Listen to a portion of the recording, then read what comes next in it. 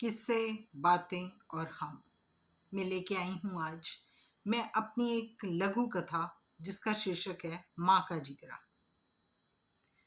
फूलो बचपन से ही देखती आई थी कि पिता का काम सिर्फ दादा की जमीन से आने वाले पैसे को दारू में उजाड़ना और रात को दारू पीकर घर आकर बाहर की सारी मायूसी माँ से मारपीट कर निकालना, सुबह उठकर रात्रि के व्यवहार की माफी मांगना, बढ़िया भोजन करना, फिर निकल जाना ताश खेलने।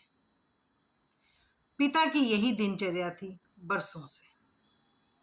फूलो देखती माँ रात को बापू की मार से बचने के रास्ते ढूंढती रहती, कहीं कोई चूक हो गई तो पिट ना जाऊं, और दिन भर उसे काम करते हुए देखती, घर का काम भी करती और जहां तक बन पड़ता मोल का काम भी करती।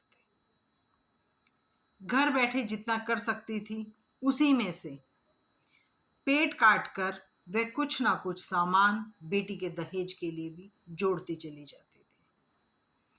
फूलो अक्सर माँ को कहती, माँ मैं शादी नहीं करूंगी, पति ऐसा होता है तो मुझे नहीं रहना ऐसे पति के साथ और उसके घर में। माँ समझाते, सब पति ऐसे नहीं होते, कुछ प्यार करने वाले भी होते हैं। पर फूलो गांव की भोली भाली ज्यादातर मर्दों की उसने ऐसी ही छवि देखी थी।